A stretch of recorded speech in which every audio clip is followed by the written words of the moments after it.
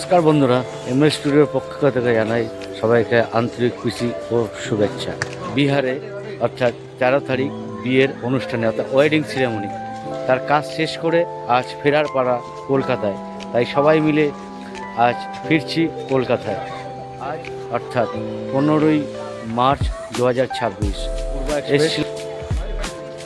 সময় হয়ে গেছে গাড়ি আসার, তাই অন্তিম সময় বিহার এই জামুই স্টেশনটা একটু আপনাদেরকে ঘুরিয়ে দেখালাম। এটি হলো জামুই স্টেশন।